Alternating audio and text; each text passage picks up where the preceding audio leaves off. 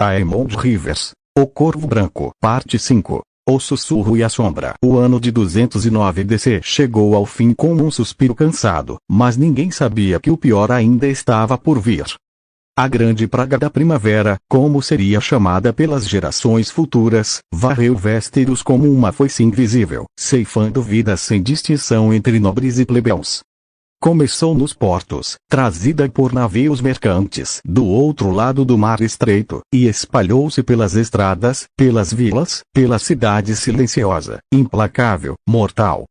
Na Fortaleza Vermelha, acreditavam estar protegidos. Os portões foram fechados, os corvos interceptados, os visitantes proibidos. Mas a praga não precisava de portões. Precisava apenas de um sopro, de um toque, de um momento de descuido. Ela encontrou o seu caminho. O rei Daeron II, o bom, o sábio governante que mantivera a paz por 25 anos, adoeceu numa manhã de primavera. O que começou como uma leve tosse transformou-se em febre em poucas horas. Os meistres vieram, aplicaram sanguessugas, prepararam poções, rezaram para os deuses. Nada funcionou. Aemond Rivers foi chamado ao leito do rei 3 dias antes do fim. Daeron estava pálido como um mármore, sua pele coberta de suor, seus olhos outrora tão vivos agora opacos e distantes. Mas quando Aemond entrou, algo brilhou neles. Reconhecimento. Memória. O Corvo Branco, sussurrou o rei, sua voz um fio frágil. Veio se despedir. Aemond ajoelhou-se ao lado do leito, seus longos cabelos brancos roçando o chão de pedra. Seus olhos um azul profundo, um verde brilhante fixaram-se no rosto moribundo do homem que lhe dera terras, títulos, propósito. Vossa Graça, disse ele, a voz mais suave do que era capaz. O reino precisa de vós. O reino precisa de um rei, respondeu Daeron, com um sorriso fraco. E eu preciso de descanso. 25 anos, Aemond. 25 anos segurando as pontas de um reino que nunca me quis completamente. Muitos ainda me viam como o filho da Dorneza, o rei meio estrangeiro. Mas tentei. Tentei ser bom. Fostes mais que bom, disse Aemond. Fostes justo. Daeron tossiu, um som úmido e terrível. Quando a mão afastou-se da boca, havia sangue. Meus netos, sussurrou ele, os olhos enchendo-se de lágrimas. Valar, Matares, também adoeceram. Os meistres dizem que não sobreviverão. Aemond fechou os olhos por um instante. Valar e Matares, os filhos do falecido Baelor. Os últimos vestígios do homem bom que partira no julgamento dos 7. Agora, também eles se iam. Eu sei, respondeu Aemond. Estive com eles ontem. Valar perguntou por vós. Matares já não reconhecia a ninguém. Daeron chorou então silenciosamente, sem forças para soluçar. Lágrimas escorreram por suas faces encovadas, perdendo-se nos lençóis. Baelor, murmurou o rei. Meu primogênito. Meu herdeiro. Minha esperança. Partiu antes de mim, e agora seus filhos, os deuses são cruéis, Aemond. Os deuses são cruéis. Não há deuses, respondeu Aemond com a honestidade brutal que apenas os moribundos podiam perdoar. Há apenas o acaso. E o acaso foi cruel convosco. Daeron riu um som fraco, quase inaudível. Sempre tão franco. Sempre tão diferente. Meu irmão Brinden criou um filho à sua imagem, mas com mais alma. Você sente, Aemond? Diferente do corvo de sangue, que sente apenas pelo reino. Eu sinto por poucos, admitiu Aemond. E vos estáis entre eles. O rei estendeu a mão trêmula e tocou o rosto do jovem. Cuide do meu reino, Aemond. Cuide do meu filho Aerys. Ele é como eu, de certa forma. Prefere livros a espadas. Mas precisa de alguém que veja o que ele não vê. Alguém que sussurre a verdade em seus ouvidos. Eu o farei, prometeu Aemond. Enquanto viver. Daeron sorriu um sorriso sereno, finalmente em paz. Então posso descansar. 3 dias depois, na mesma semana, o rei Daeron II Targaryen e seus netos Valar e Matares faleceram. A Fortaleza Vermelha mergulhou em luto, e o reino inteiro chorou a perda do bom rei, aquele que mantivera a paz por um quarto de século. O novo rei era Aerys Targaryen, segundo filho de Daeron II. Onde o pai era sábio e diplomático, o filho era diferente. Aerys amava livros. Amava estudos, profecias antigas, textos em alto valeriano que ninguém mais conseguia ler. Passava dias inteiros em sua biblioteca pessoal, cercado por pergaminhos e tomos empoeirados, enquanto o rei no seu reino precisava de um governante. Os pequenos lordes cochichavam nos corredores. Os grandes lordes trocavam olhares preocupados. O povo comum, quando notícias da nova corte chegavam às vilas, balançava a cabeça com resignação. O rei que preferia livros a pessoas. Isso não terminaria bem. Mas Aerys, apesar de sua estranheza, não era tolo. Ele sabia de suas limitações.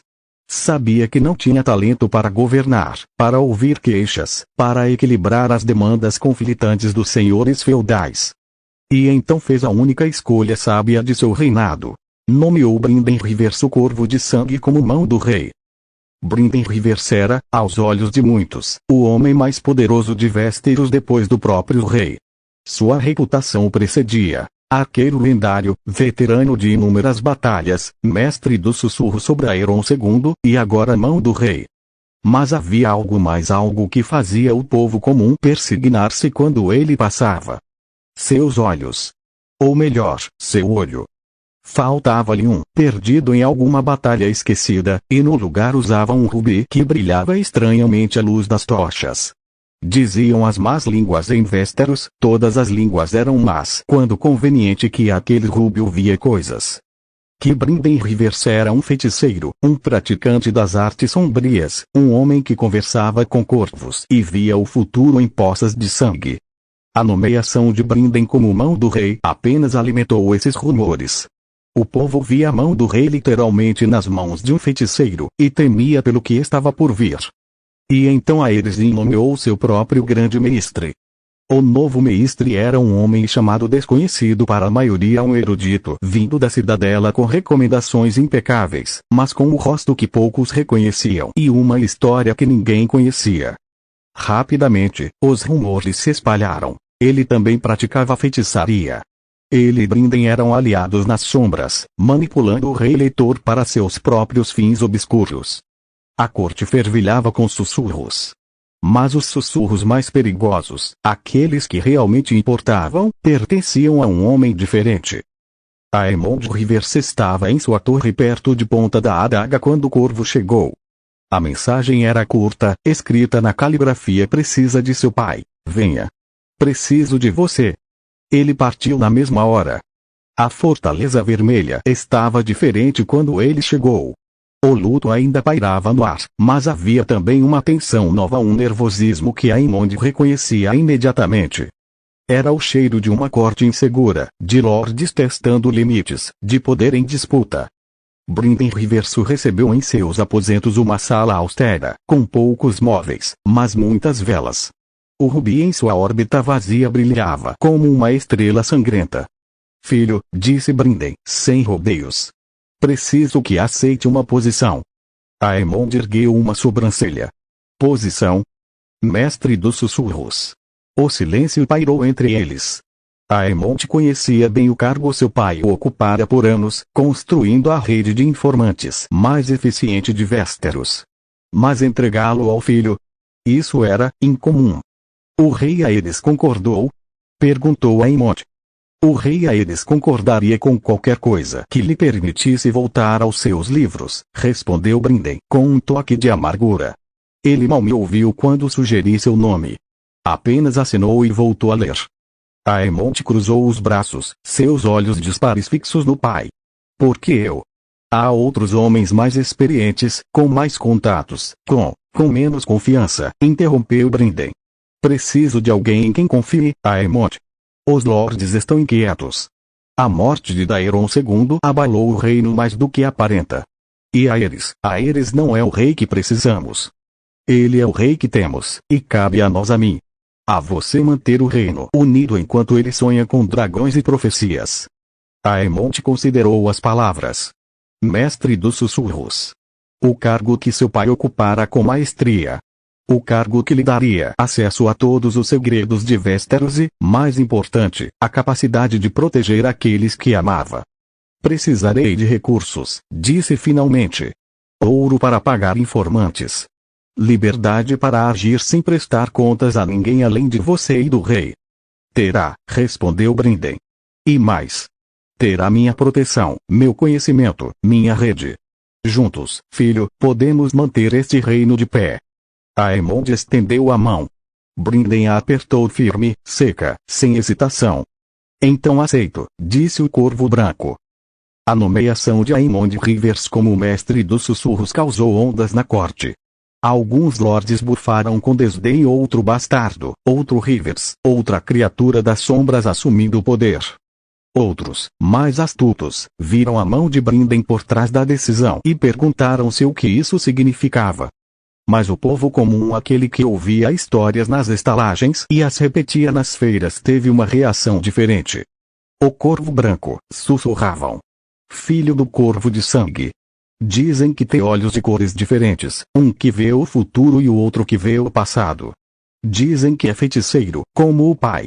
Dizem que suas flechas são encantadas, que nunca erram. E assim, Aemond Rivers juntou-se ao pai e a um novo grande mestre no panteão dos feiticeiros da corte, homens temidos e respeitados, cuja verdadeira natureza ninguém compreendia, mas sobre a qual todos tinham uma opinião. Os primeiros meses como mestre dos sussurros foram um turbilhão. Aemond mergulhou na teia de informações que seu pai construíra, aprendendo seus fios, seus nós, suas fraquezas. Descobriu rapidamente que ser mestre dos sussurros não era apenas ouvir, era também silenciar.